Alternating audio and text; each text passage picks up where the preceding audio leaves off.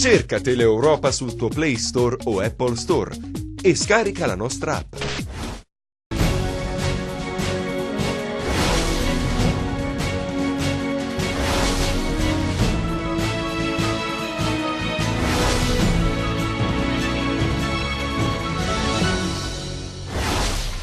È stato ritrovato morto il 23enne scomparso nei giorni scorsi fra Longobardi e Fiumefreddo. Stamattina in prefettura il vertice per coordinare le ricerche, nel pomeriggio la triste notizia.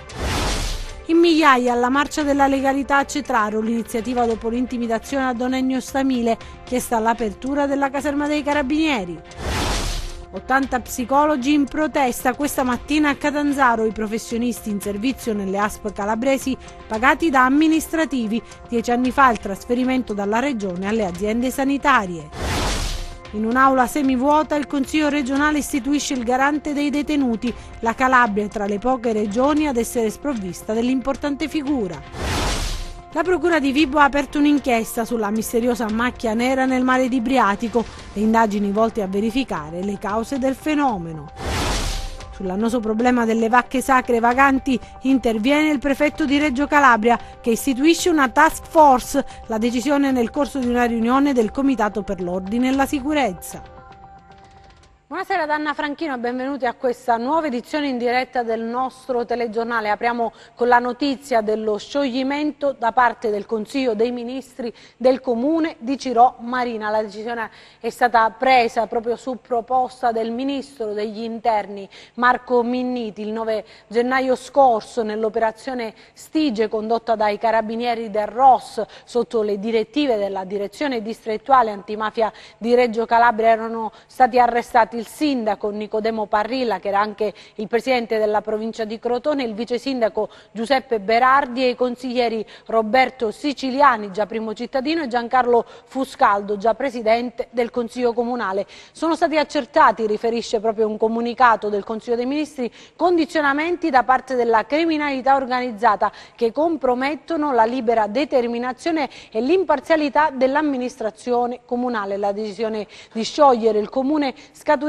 anche dagli accertamenti svolti dalla prefettura e trasmessi, è detto sempre in una nota della stessa prefettura, senza il preventivo accesso di una commissione di indagine presso l'ente interessato. 2 giorni proprio dopo l'operazione Stige, 11 consiglieri comunali di Cirò Marina, cioè la metà più uno dei componenti dell'assemblea elettiva, si erano dimessi. Per la gestione del comune ora è stata nominata una commissione straordinaria presieduta proprio dal prefetto Giuseppe Gualtieri.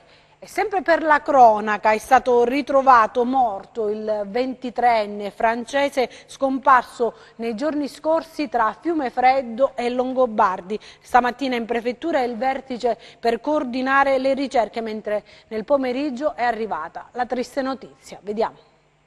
Si chiamava Luca-Yves Dominique Balmont, aveva solo 23 anni. Per giorni è stato cercato tra le montagne di Fiumefreddo Bruzio e di Longobardi. Nel primo pomeriggio di oggi la triste scoperta del suo corpo. Si trovava in un dirupo a 500 metri dal luogo dove qualche giorno fa era stato ritrovato il suo furgoncino. Solo stamattina, in una conferenza stampa tenutasi nella prefettura di Cosenza, era stato ribadito che le ricerche sarebbero continuate ad oltranza, visto che già era stato ritrovato anche il suo cane, un Labrador nero, che si aggirava nei pressi del cimitero di Fiumefreddo. Ma la tragedia si era già consumata, purtroppo. A denunciare la scomparsa del giovane erano stati i suoi genitori, che abitano in Francia ma hanno una casa di proprietà a Borgia, nel Catanzarese. Hanno raccontato che il giovane aveva deciso di restare per qualche tempo proprio in Calabria. La procura di Paola ha disposto l'autopsia sul corpo dello sfortunato francese, ma l'ipotesi più accreditata è quella dell'incidente. Per qualche motivo il giovane si sarebbe fermato col suo veicolo, forse è rimasto impantanato, avrebbe cercato di liberarlo e sarebbe scivolato nel burrone, dove poi ha trovato la morte. E uniti si può cambiare, quasi uno slogan, la marcia della legalità a Cetraro sul Tirreno Cosentino. 1 migliaio di persone ha aderito all'iniziativa proprio dopo l'intimidazione a Don Ennio Stamile. È stata chiesta inoltre l'apertura della caserma dei Carabinieri. Gianluca Pasqua, sentiamo. Il corteo silenzioso arriva fino a una palazzina bianca sul lungomare di Cetraro. È un luogo simbolico della voglia di legalità che si avverte nella cittadina tirrenica. È qui che dovrebbe essere ospitata la tenenza dei carabinieri, un presidio delle forze dell'ordine bloccato da un cavillo burocratico per una comunità che nel gennaio 2015 si è vista chiudere il posto di polizia e da allora si sente meno sicura. Una sensazione avvertita ancora di più negli ultimi mesi, caratterizzati da una serie di eventi criminosi, furti, incendi di auto, danneggiamenti e nei giorni scorsi l'intimidazione ad Ennio Stamile, al quale qualcuno ha fatto trovare la carcassa di un capretto appesa allo specchietto dell'auto. Il coordinatore regionale di Libera parla dell'episodio e dell'abbraccio della gente. Mi sono dato il tempo per riflettere, per pregare, soprattutto per meditare, cercare di capire qual era il messaggio più giusto da restituire a tutte quelle persone che mi sono state vicine. Sono davvero tantissime, non solo in Calabria ma anche in tutta Italia. E questo è un grande dono e soprattutto quando meno te l'aspetti ti viene restituito da persone semplici, pescatori, persone semplici. Mi hanno detto: ora abbiamo capito perché lo fai, lo fai per dare un futuro migliore ai nostri figli ma anche a noi. Già nel 2012 il parroco aveva ricevuto una minaccia simile. Le chiamano intimidazioni ma a ben guardare sono segnali di paura. Hanno paura della denuncia, hanno paura soprattutto dell'impegno che intende costruire un fronte comune, no?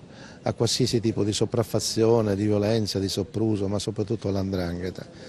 L''ndrangheta ha paura proprio di questo, di questa azione culturale che ormai è inarrestabile e che coinvolge un po' tutti, a partire dalle scuole, ma un po' tutti. La gente di Cetraro non vuole arrendersi e le istituzioni assecondano questa volontà. Questi sacrifici che sono stati fatti alla mia comunità non si vogliono disperdere, per cui non vogliamo ritornare indietro. Perché i barlumi di speranza che abbiamo dato alle nostre nuove generazioni di voler investire il proprio futuro nella loro terra la dobbiamo mantenere intatta. E ciò che sta avvenendo in questi periodi, in questi mesi, questa escalation incontrollabile abbassa il livello di speranza nelle nuove generazioni e non ce lo possiamo permettere, non lo possiamo permettere per noi, non lo possiamo permettere per i nostri figli, non lo possiamo permettere per il futuro della Calabria. Sono i ragazzi che sfilano con gli striscioni, gli obiettivi da difendere. La mafia è invisibile, ma si vede benissimo, recita uno slogan. L''ndrangheta si vede negli atteggiamenti tutti i giorni, qualsiasi cosa, che può essere anche una minaccia dopo una litigata oppure qualsiasi gesto, cioè per andare in ospedale che bisogna avere conoscenze per farsi fare una visita oppure per farsi fare una radiografia. Per questo molti giovani cetraresi sono costretti ad andare via, a studiare fuori, a vivere fuori, a lasciare la propria terra. E chiedono di non essere discriminati invece gli 80 psicologi in servizio nelle ASP calabresi. Oggi il sit-in a Catanzaro, 10 anni fa sono stati trasferiti a tutti gli effetti dalla Regione, ma ancora non sono inseriti nella dotazione organica delle aziende sanitarie provinciali. Professionisti che mantengono aperti ed attivi molti servizi essenziali delle ASP, pagati però come amministrativi. Sentiamo. Hanno presidiato la sede della cittadella regionale a Catanzaro. Da tempo chiedono invano di essere ricevuti dal governatore. Loro sono psicologi in servizio nelle 5 ASP calabresi. 10 anni fa sono stati trasferiti alla regione nella dotazione organica delle aziende sanitarie provinciali, ma pur svolgendo le stesse funzioni dei loro colleghi assunti direttamente dalle ASP, sono discriminati dal punto di vista professionale ed economico. Noi che lavoriamo nei servizi neuropsichiatria, psichiatria, oncologia, medicina scolastica, però mi pagano da amministrativa e ho scoperto anche che non esisto. Quando sono stata trasferita, regolarmente trasferita dalla regione alle ASP, non c'era, cioè il mio posto in pianta organica nell'organico dell'ASP non c'è, non è previsto. Sono tante in tutto. Per non interrompere il servizio oggi hanno partecipato al sit-in di Catanzaro rappresentanti provenienti dalle 5 ASP della Calabria. Ognuno di noi ha chiesto un giorno di ferie e siamo venuti qui ad avere, tra virgolette, l'onore di poter essere ricevuti dal nostro governatore, che cerchiamo di contattare da quasi 2 anni.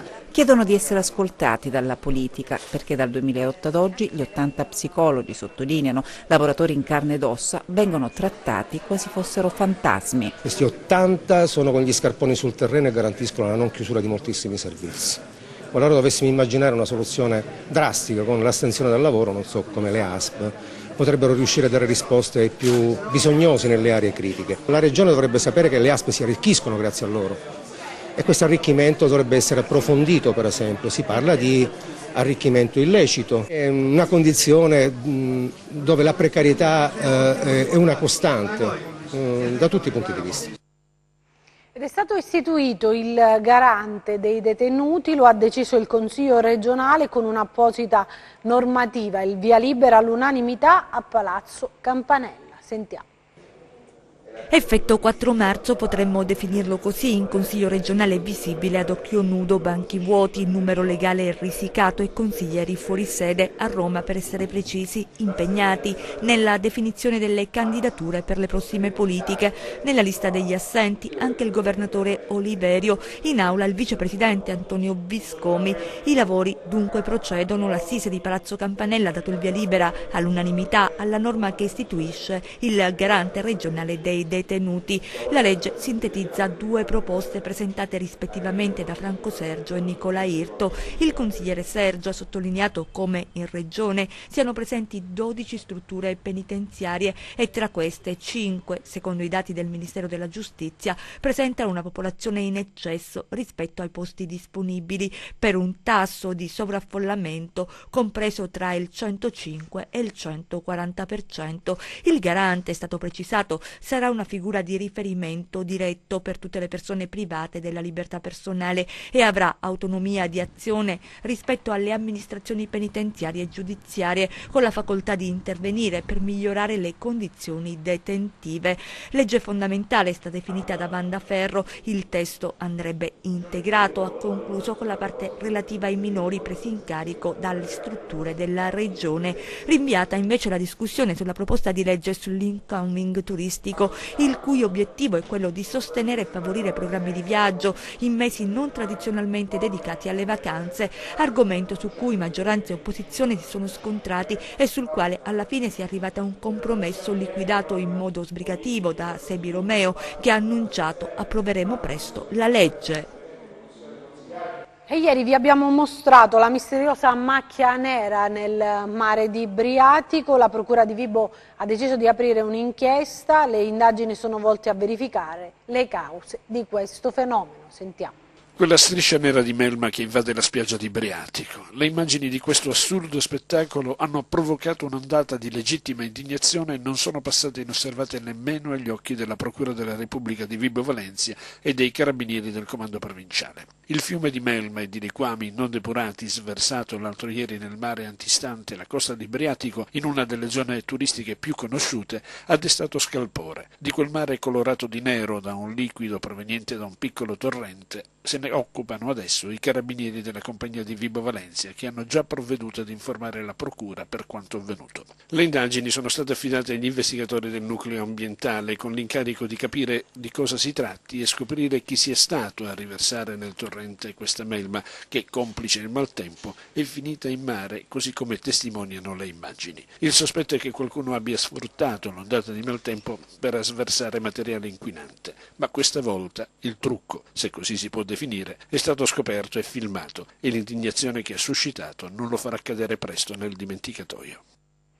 Adesso parliamo di sanità, perché c'è il botta e risposta fra il direttore generale dell'ASP di Cosenza Mauro e il consigliere regionale Carlo Guccione sulla questione ospedale di Praia a Mare. Sentiamo. È necessario recuperare i requisiti strutturali della sala operatoria al fine di operare in condizioni di sicurezza. Per quanto attiene la chirurgia generale, invece, occorrerà procedere ed attivare nuove procedure di reclutamento, sia per mobilità che per concorso. Sull'ospedale di Praia a Mare il direttore generale dell'ASP Mauro risponde così al consigliere regionale Carlo Guccione, elencando il cronoprogramma per il ripristino delle funzioni ospedaliere del nosocomio praiese. Solo qualche giorno fa Guccione aveva fatto recapitare al DG Mauro una missiva nella quale chiedeva la tempistica necessaria per il ripristino dell'ospedale e se le funzioni di pronto soccorso che appaiono ripristinate sono in linea con le norme vigenti, ma anche rispettose delle caratteristiche tecniche e sanitarie proprie di un pronto soccorso. Apprezzo l'impegno del DG, ha poi replicato Guccione, ma c'è ancora tanto da fare e non è possibile garantire un'assistenza sanitaria H24 e le urgenze. Mancano molte risorse umane per rendere operativo il presidio ospedaliero e non può esistere un ospedale senza una sala operatoria funzionale. Ecco perché bisogna muoversi e disporre immediatamente le risorse umane e finanziarie necessarie al ripristino delle funzioni del nosocomio. Il consigliere regionale dei Democrat poi prosegue dicendo che la carenza di personale, i continui disservizi e le varie inefficienze hanno fatto scattare anche un'indagine della Procura di Catanzaro dopo la decisione del Consiglio di Stato sulla riapertura dell'ospedale. La giustizia, prosegue Guccione, farà il suo corso, ma nel frattempo bisogna garantire al più presto i livelli essenziali di assistenza e assicurare quel diritto alla salute garantito dalla Costituzione, dando seguito a quello che è stato previsto per la riapertura dell'ospedale di Praia a Mare. Ed ora parliamo di cronaca con una notizia che arriva da Catanzaro, dove la Procura ha chiuso le indagini a carico di 46 persone accusate di violazione delle norme elettorali. Secondo l'accusa, i 46 indagati avrebbero sottoscritto più di una dichiarazione di presentazione di liste in occasione delle elezioni comunali che si sono svolte proprio a Catanzaro l'11 giugno 2017. La norma prevede che ogni cittadino possa firmarne unicamente per una lista. Gli indagati invece adesso avranno 20 giorni di tempo per presentare memoria difensiva o chiedere di essere ascoltati dal PM titolare del fascicolo. Solo quando sarà scaduto questo termine l'ufficio di procura potrà decidere se chiedere il rinvio a giudizio oppure procedere con una richiesta di archiviazione. Adesso vediamo i nostri 100 secondi di cronaca. Sequestrate dai carabinieri forestali di Crotone 80 villette costruite a ridosso del cosiddetto canale 19 in località Margherita. Le abitazioni, secondo quanto emerso dalle indagini coordinate dal Tribunale della città pitagorica, sarebbero state edificate in una zona ad elevato rischio idrogeologico su un terreno vincolato con il divieto di costruire. Con l'accusa di spaccio di sostanze stupefacenti, i carabinieri hanno arrestato un 36enne a San Pietro in Guarano, nel Cosentino. I militari, nel corso di una perquisizione domiciliare, hanno scoperto, occultati all'interno di un contenitore metallico per whisky, custodito in una vetrinetta per liquori, 3 flaconi di metadone e altra droga. Avrebbero messo a segno una serie di furti avvenuti tra la fine del 2017 e l'inizio del nuovo anno ai danni delle casse di distributori automatici di alimenti e bevande posizionati all'interno di uffici pubblici e aziende private di Catanzaro. 4 persone già note alle forze dell'ordine sono state individuate e denunciate da personale del commissariato di Polizia di Stato di Catanzaro Lido con l'accusa di furto e tentato furto. È entrata in funzione all'azienda ospedaliera di Cosenza la nuova TAC, simulatore per radioterapia. È il segno, afferma il direttore Gentile, di una strategia che investe su un hub centrale del nostro servizio sanitario regionale per dare a chi ha necessità risposte di elevata qualità. Nel marzo del 2018 sarà installato il nuovo acceleratore lineare. Ed ancora per la cronaca arriva da Vibo questa notizia, dove una famiglia di Ioppolo è finita nel mirino di alcuni malviventi che da tempo mettono in atto gravi gesti intimidatori. Per esempio la notte scorsa una bomba carta è esplosa davanti all'abitazione della famiglia. Solo la chiusura di una seconda porta interna ha evitato conseguenze drammatiche. La bomba carta ha provocato la rottura di tutti i vetri della casa della famiglia, ma non solo. Venerdì scorso un'altra bomba è stata lanciata contro il cancello dell'abitazione. Poi ancora in precedenza erano stati rotti i vetri dell'auto di un componente della famiglia. Inoltre hanno tentato di impiccagionare un cane della famiglia, hanno ucciso diverse galline. Insomma, 10 sono le denunce inoltrate negli ultimi mesi da questa famiglia proprio ai carabinieri di Ioppolo. Problemi degli animali vaganti invece è stata istituita dal prefetto di Reggio Calabria una task force. L'emergenza affrontata nel corso della riunione del comitato per l'ordine e la sicurezza. Sentiamo. Il provvedimento nasce da una situazione che è diventata nell'ultimo periodo abbastanza delicata, una situazione che mette a rischio l'incolumità delle persone e soprattutto, o meglio, pari a questa situazione c'è anche il controllo del territorio. Abbiamo concordato questa linea che noi intravediamo nella cattura di questi animali attraverso anche tecniche narcotizzanti. È la soluzione all'annoso problema dei bovini vaganti, scaturita dalla riunione del Comitato Provinciale per l'Ordine e la Sicurezza, organizzata in via straordinaria presso il Palazzo Municipale di Cittanova e prospettata alla stampa dal prefetto di Reggio Calabria Michele Di Bari. Il problema delle vacche sacre si trascina ormai da oltre 30 anni. In queste ultime settimane gli incidenti con i bovini vaganti si sono moltiplicati. Ora arriva la soluzione portata avanti dalla prefettura con l'idea di una task force coordinata dal prefetto Di Bari. Allora i sindaci daranno un'allerta e io ho creato una task force. Ci sarà la possibilità di catturare l'animale, di trasportarlo con i mezzi della protezione civile in un ricovero che sarà messo a disposizione dall'ente parco dell'Aspromonte, perché credo che non ci sono altre alternative. Partiremo in questi giorni. Sì. Proprio da tempo il comitato No Bull chiede interventi concreti per risolvere il problema delle vacche sacre nel territorio. Sentiamo. La riunione è stato un primo punto positivo rispetto anche alla battaglia che noi come comitato No Bull abbiamo iniziato in questi ultimi mesi.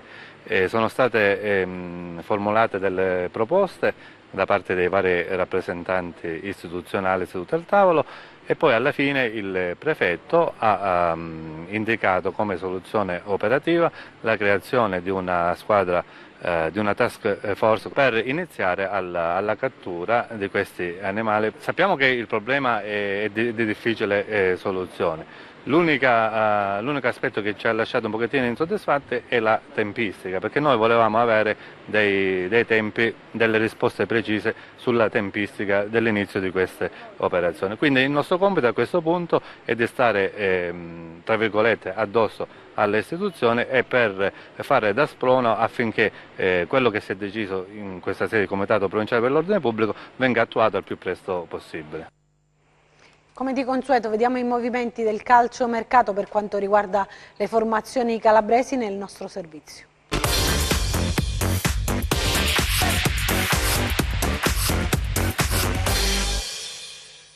Dopo Capona dal Cagliari e Benalì dal Pescara, ieri è stata la volta di Federico Ricci che è tornato a Crotone dopo 2 stagioni.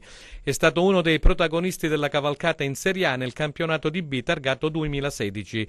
Si è legato alla società di Vrenna a titolo temporaneo fino al termine del campionato. Si tratta di un mancino naturale. In Serie C il Cosenza perde l'esterno difensivo Anastasio, passato al Parma nell'affare Ciciretti. Attenzione ora puntata su Juan Ramos, anch'egli di proprietà degli emiliani, classe 96.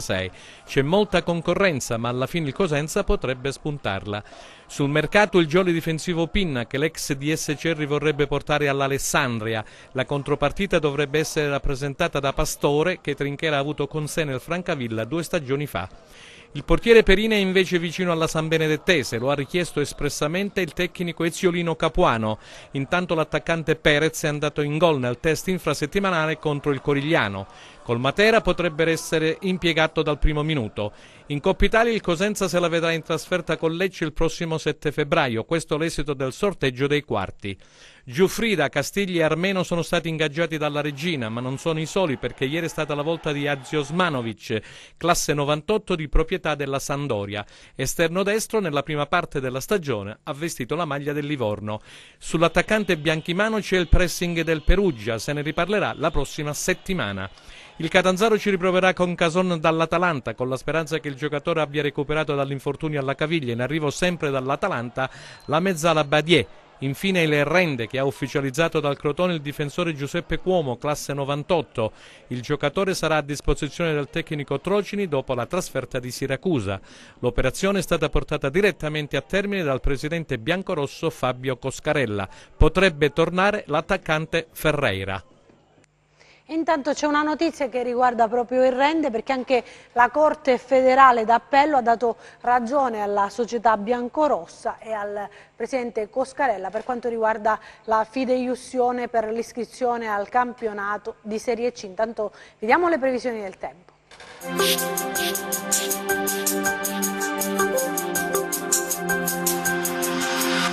Ben ritrovati da meteoincalabria.it. Nei prossimi giorni attesa nuovamente un po' di instabilità sulle aree tirreniche per il ritorno di correnti umidi occidentali che anticipano l'ingresso di un fronte freddo atteso invece per domenica. Diamo quindi uno sguardo alle mappe in dettaglio. Domani nubi sparse un po' ovunque con possibili piovaschi sulle zone tirreniche, temperature sopra le medie del periodo. Vediamo ora invece come si comporteranno mari e venti. Domani mosso il Tirreno, quasi calmo o poco mosso lo Ionio, venti da ponente, deboli o al più moderati. Per ulteriori dettagli visitate come sempre il nostro sito internet www.meteoincalabria.it. Anche per oggi è tutto, grazie per la cortese attenzione, appuntamento a domani. E anche per noi è tutto, io mi fermo qui, grazie per averci seguito e buon proseguimento con i nostri programmi, arrivederci.